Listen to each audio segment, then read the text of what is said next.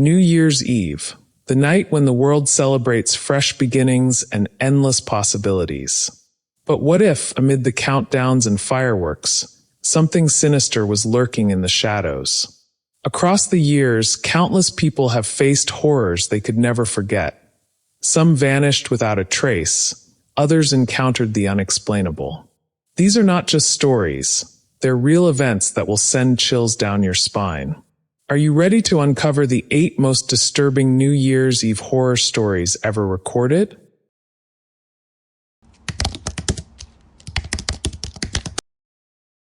New Year's Eve 2015. The city of Chicago was alive with celebration.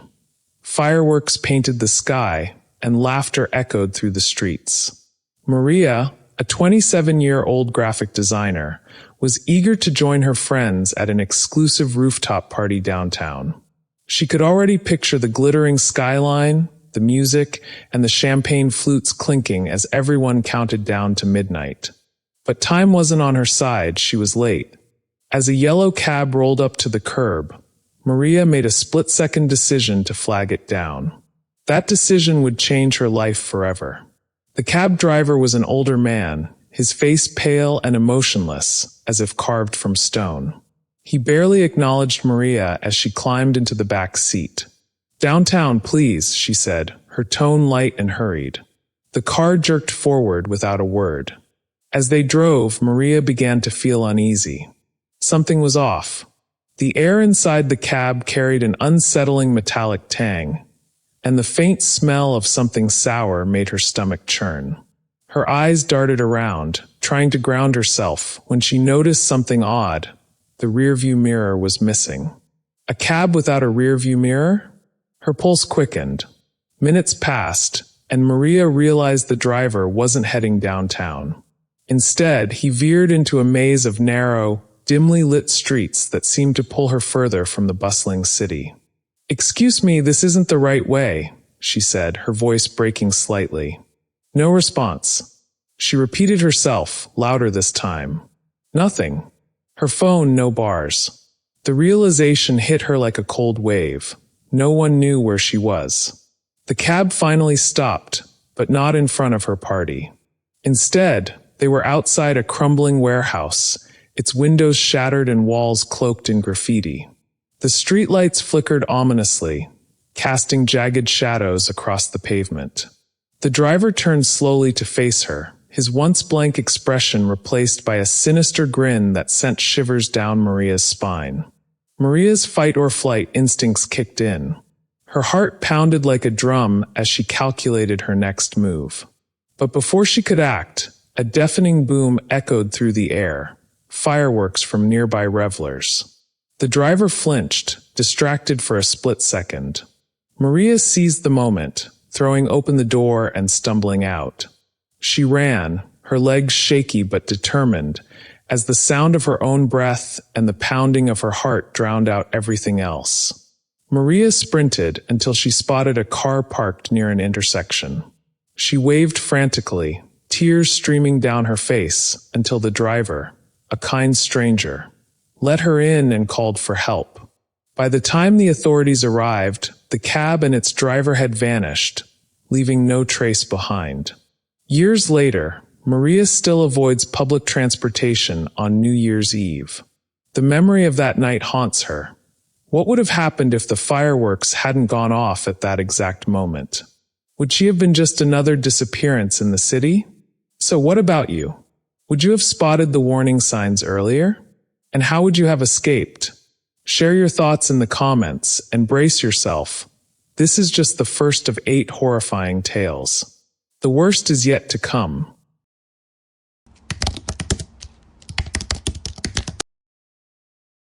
It was New Year's Eve, 2009, and David, a 24-year-old college graduate, was driving home from a party in a small town outside Denver.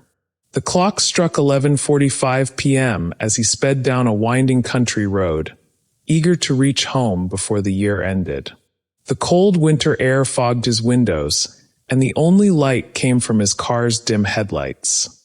That's when he saw her, a woman standing by the roadside, dressed in a thin, white dress, her face pale as snow. She raised her hand for a ride, and against his better judgment, David pulled over. The woman climbed into the back seat without a word, her movements slow and deliberate. "Where are you heading?" David asked, trying to keep his tone casual, though he felt a strange chill in the air. She simply pointed straight ahead. Her silence was unsettling, but David dismissed it, chalking it up to the freezing weather or perhaps too much holiday cheer. As they drove, David couldn't shake the feeling that something was wrong. He glanced in the rearview mirror, and for a split second, he thought her eyes were black, completely void of color. He blinked, looked again, and they were normal. The road stretched on endlessly, and with each passing minute, the tension in the car grew unbearable. The woman didn't move, didn't speak, didn't even seem to blink. Finally, David mustered the courage to ask, "Are you okay?" This time, she turned to face him fully. Her lips parted as if to speak, but what came out wasn't words. It was a low, guttural sound that made his blood run cold. Suddenly, the woman began to laugh, a high-pitched, unnatural cackle that filled the car. David's heart raced as he slammed on the brakes. "Get out!" he shouted, but when he turned around, the back seat was empty. The door hadn't opened, and there were no footprints in the snow. She had vanished into thin air. Terrified, David sped away, his eyes darting to the mirrors every few seconds. But the horror wasn't over. As he passed a small wooden bridge, he glanced at the rearview mirror one last time. And there she was, sitting in the back seat, her black eyes staring straight into his. The car swerved violently as David lost control, crashing into a snowbank. When David woke up, it was morning, and a passing truck driver had stopped to help. His car was totaled, but he was unharmed. The driver joked about wild New Year's parties, but David couldn't bring himself to explain what had happened.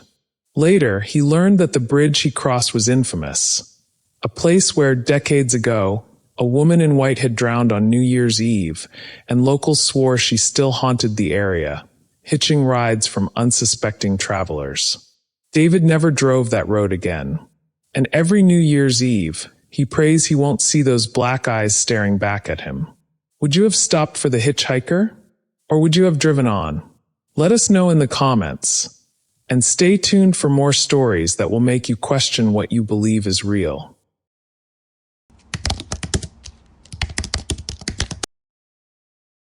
New Year's Eve, 2018.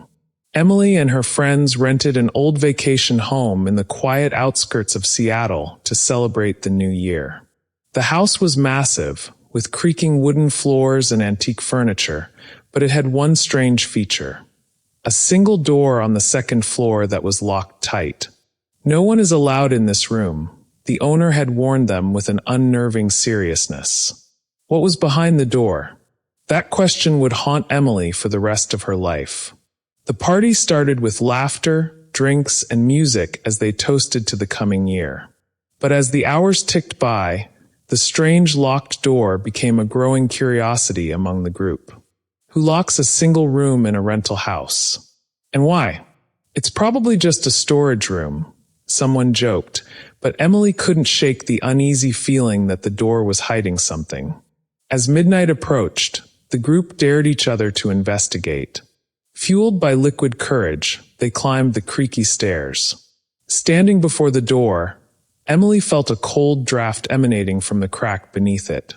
"Let's just leave it alone," she said, but her friends insisted on trying the handle. To their surprise, it turned.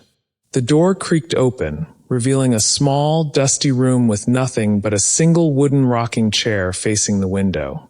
The air was icy, and the group instantly felt an oppressive weight, as if they were being watched.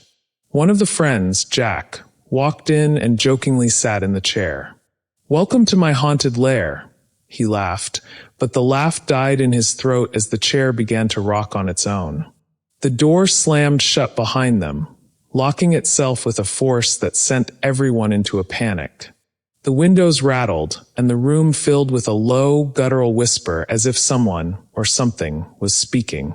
Emily banged on the door, screaming to get out, but it wouldn't budge. Suddenly, the whispers grew louder, and Jack's body stiffened. His eyes rolled back, and he began muttering in a language none of them understood. The group was frozen in terror until Emily grabbed a heavy lamp and smashed it against the door, breaking the lock. They tumbled out of the room and fled downstairs, slamming the front door behind them as they ran into the freezing night. When they returned with the owner the next day, the door was locked again, as if nothing had happened. The owner refused to open it, saying only, "That room hasn't been touched in years. You should have left it alone." Emily never found out what was in that room or why Jack acted the way he did. But to this day, she hears faint whispers when she thinks about that night.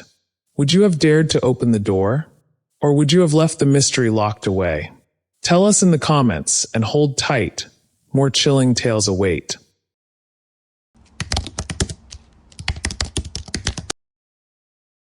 It was New Year's Eve, 2020, when Clara, a 29-year-old nurse, decided to spend the night in her family's remote cabin deep in the Colorado Rockies. She had been craving solitude after months of grueling hospital shifts, and the cabin, surrounded by a blanket of fresh snow, seemed like the perfect escape. As the clock neared midnight, she realized solitude wasn't the only thing she would find that night. The cabin, though cozy, was eerily quiet. Clara tried to shake off the unease, blaming it on exhaustion. She lit a fire, wrapped herself in a blanket, and settled in with a cup of hot chocolate. Outside, the snow fell softly, and the wind whistled through the trees. It was peaceful, almost too peaceful. At 11:45 p.m., Clara heard it for the first time, a faint knock on the front door. She froze, her mind racing. The cabin was miles from the nearest neighbor, and the snowstorm outside was intense. Who could possibly be out there? Cautiously, she approached the door and peeked through the peephole. No one was there. Shrugging it off as her imagination, she returned to the couch. But then it came again, louder this time. 3 deliberate knocks, as if someone or something was waiting. Clara grabbed her flashlight and hesitantly opened the door, expecting to find nothing. Instead, there were footprints in the snow, bare footprints, leading from the forest to her porch and stopping abruptly at the door. A chill ran down her spine as she scanned the tree line, but the snowstorm obscured everything beyond a few feet. She slammed the door shut, bolted it, and checked all the windows. That's when she heard the voice. A whisper, soft and raspy, calling her name. Clara! Clara! It seemed to come from everywhere and nowhere all at once. Her heart pounded as she grabbed her phone to call for help, but there was no signal. The fire in the hearth flickered, casting shadows that danced menacingly on the walls. Then the whispers grew louder, almost deafening, as if they were inside the cabin now. Clara mustered her courage and shouted, "Who's there?" The whispers stopped abruptly. Silence. But as she turned to look at the fireplace, she saw it, a face, pale and featureless, pressed against the window, staring at her. She ran to her car, not caring about the storm or the icy roads, and didn't stop until she reached the nearest town. The locals listened in horror as she recounted her story. One old man shook his head and said, "You shouldn't have stayed there alone. That cabin's cursed. People say the forest takes those who don't belong." Clara never returned to the cabin, and her family eventually sold it. To this day, she refuses to spend New Year's Eve anywhere near the woods. What would you have done if you were in Clara's place? Would you have stayed and faced the whispers? Or would you have fled into the storm? Let us know your thoughts, and prepare yourself. The next story will chill you to the bone.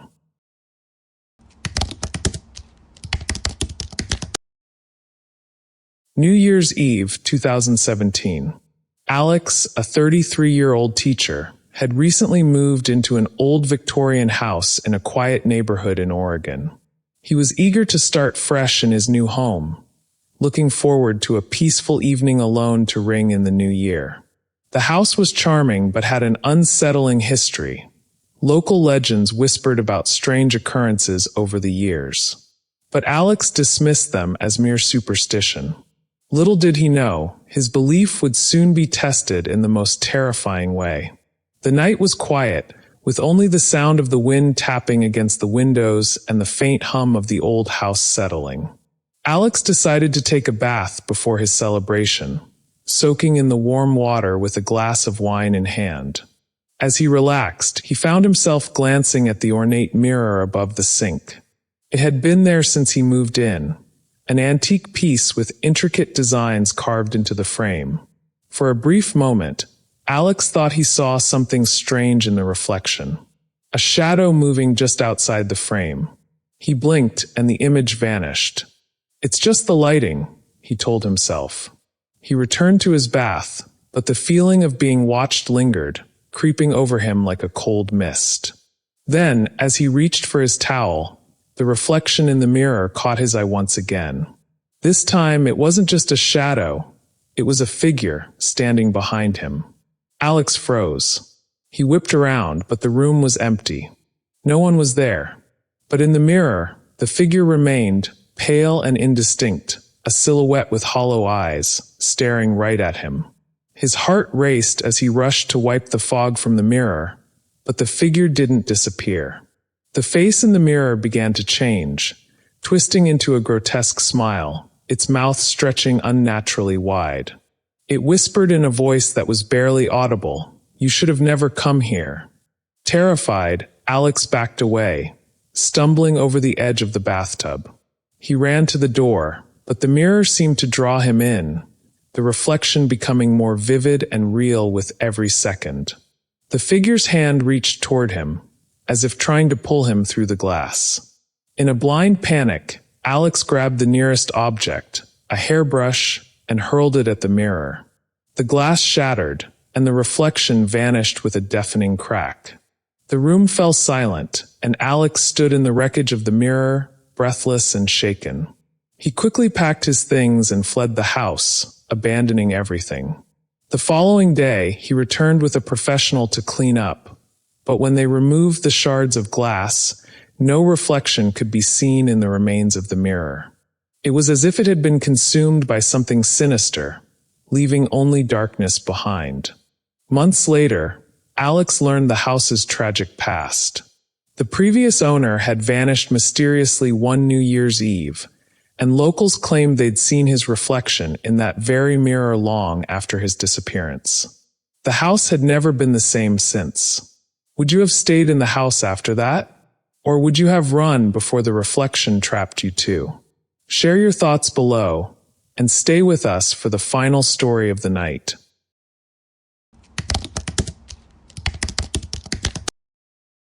New Year's Eve, 2018. Liam, a 31-year-old graphic designer, was spending his first New Year alone in his new apartment. Recently divorced and still adjusting to life in the city, he decided to keep things low-key, just a quiet evening with takeout and a bottle of whiskey. But as the clock ticked toward midnight, the solitude he'd come to embrace would become his worst nightmare. He never imagined that one guest would show up uninvited. The night began uneventfully. Liam ordered his food, set up his laptop to watch the fireworks broadcast, and sank into his couch with a drink in hand.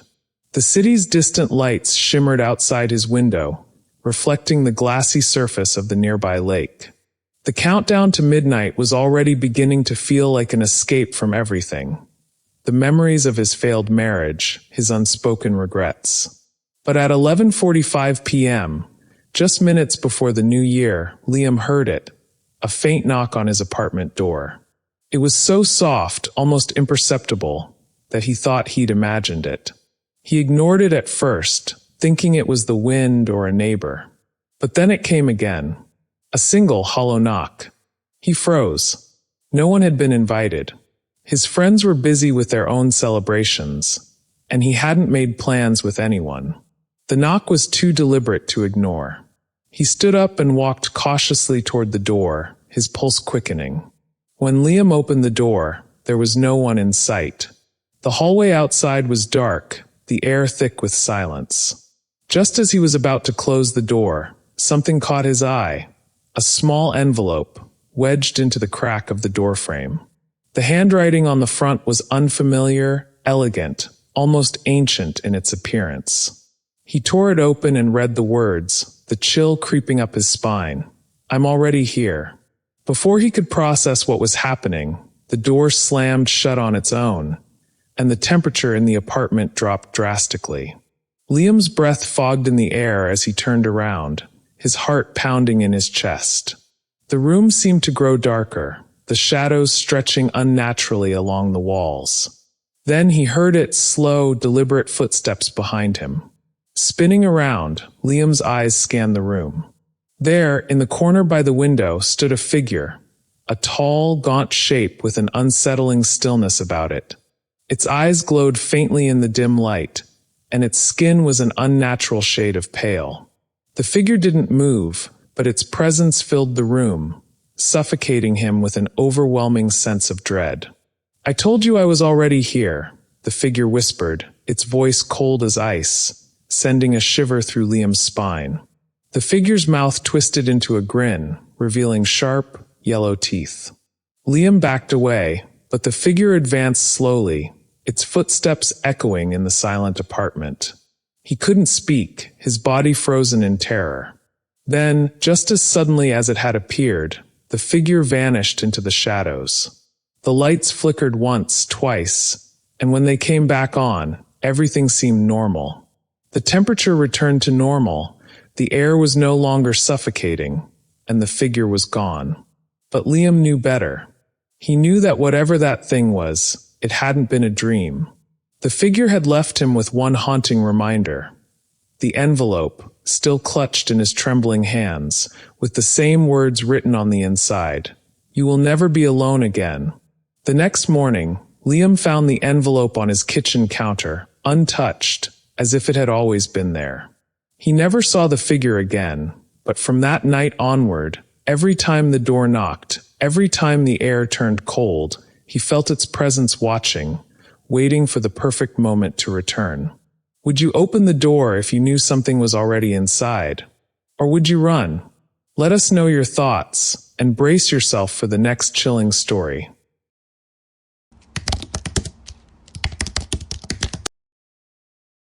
It was New Year's Eve, 2015, and Emma, a 25-year-old writer, had just moved into an old townhouse in a quiet neighborhood outside the city.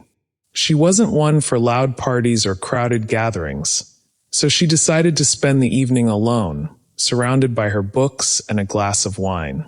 The clock was ticking down toward midnight, but instead of the usual excitement, Emma felt a growing sense of unease. She couldn't shake the feeling that something was off about the house, and tonight, her instincts would prove to be terrifyingly right. Emma had settled in for the night, her laptop open to her manuscript, when she heard the first ring. The landline. She froze. The house was old, and the landline was the only phone she had. No one ever called it. It wasn't even plugged in, at least that's what she thought. She stood up cautiously and picked up the receiver. A chilling silence greeted her on the other end. She held her breath, waiting for any sound, but there was only static. Then the voice came, a low, rasping whisper barely audible. "Are you ready?" Emma's heart skipped a beat. She pulled the phone away from her ear and checked the display. There was no number, no name, just unknown caller. She tried to shake off the unease, but her skin prickled. "Hello," she called into the phone. "Who's there?" But the line went dead. She hung up and tried to go back to her work, but the unsettling feeling didn't leave her. She sat there, staring at the clock as the seconds ticked away toward midnight. It wasn't until 11:59 p.m. that the phone rang again. Her stomach twisted. This time, she answered it immediately, hoping to confront whoever was on the other end. The voice came again, even more menacing than before. "I told you. You won't make it to midnight." The room seemed to grow darker, colder. The lights flickered, and Emma's pulse quickened. She spun around, expecting to see something behind her, but the room was empty. The voice, however, wasn't done. Listen carefully, it rasped. The house is alive. It knows you're here. And it wants you. Emma's breath caught in her throat as the phone line crackled and hissed. The voice continued, "You'll never make it out of here." The ground beneath her feet seemed to tremble, and the walls closed in on her. Desperate, she slammed the phone down and rushed to the door. But the handle wouldn't turn. She pulled and pulled, but it was as if something was holding the door shut from the other side. The phone rang again, but this time, Emma didn't answer it. Instead, she backed away, her heart racing, as the room grew colder still. The phone was no longer static. It was as if the voice was now in the room with her, whispering in the dark corners. "You're too late. You've already let it in." Suddenly, a loud bang came from the back of the house. The floorboards creaked under something, or someone, moving through the house. Panic set in, and Emma stumbled toward the window, trying to escape. As she pulled back the curtains to climb out, she saw something that made her blood run cold. The reflection in the window wasn't hers. It was a shadowy figure, standing behind her, just out of reach. The figure smiled, its eyes glowing in the dark. The clock struck midnight. The figure's smile widened. The next morning, Emma's apartment was found empty. Her belongings were left behind, her laptop open to a blank page. But there was something odd. On the landline, the caller ID displayed a message that read, "No one ever escapes." Some say Emma was never alone in that house. Others say the phone calls still come every New Year's Eve, waiting for the next person to answer. Would you dare pick up the phone if you heard that voice? Would you stay or would you run? Let us know your thoughts and be prepared for what's next. The truth is scarier than you think.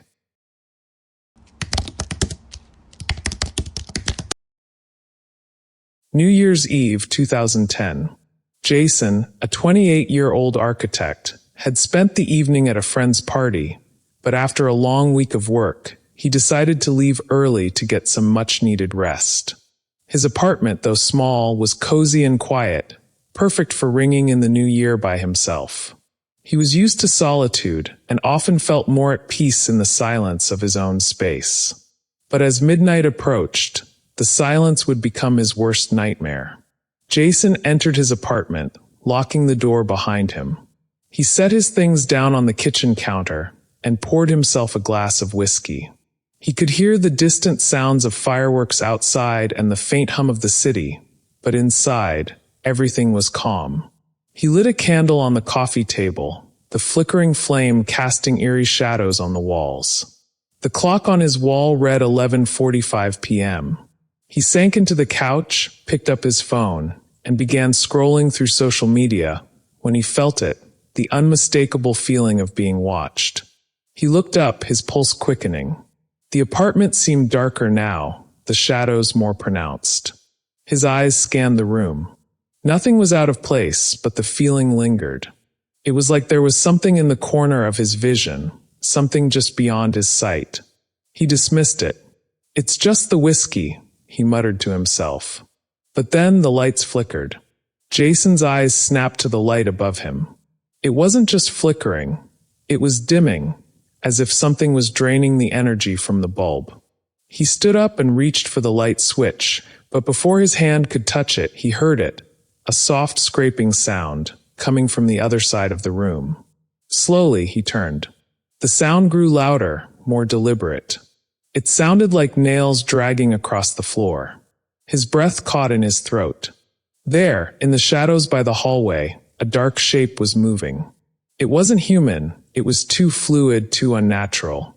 Jason's heart began to race as the shape grew closer, its outline becoming more defined, though no clear form could be made out.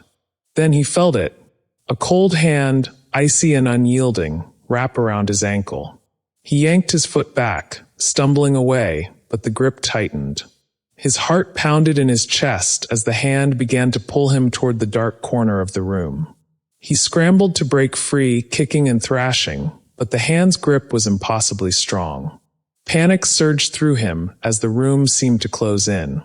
"What the hell is this?" he shouted, his voice shaking. The hand, now joined by others, more cold, unseen hands, pulled him closer to the darkness, dragging him towards the floor. His mind raced. Was he hallucinating? Was this a nightmare? But no, it was real. With a final burst of strength, Jason yanked himself free, tumbling backward onto the floor. The hands immediately released him, retreating into the shadows, but the sense of dread didn't fade. He lay there, gasping for air, his body covered in cold sweat. The room felt suffocating now, the walls seeming to close in with every passing second. Jason ran to the door, but before he could reach the handle, the lights flickered once more, and in the reflection of the window he saw it. There, behind him, in the dark corner of the room, was a figure.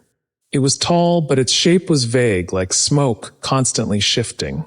And the worst part, it was grinning. The clock struck midnight. Jason bolted out of the apartment, but the feeling of being pursued didn't stop. The presence followed him, lurking in the shadows, waiting to claim him. Jason moved out of that apartment the very next day. But no matter where he went, no matter how many times he changed his location, the unseen hand followed.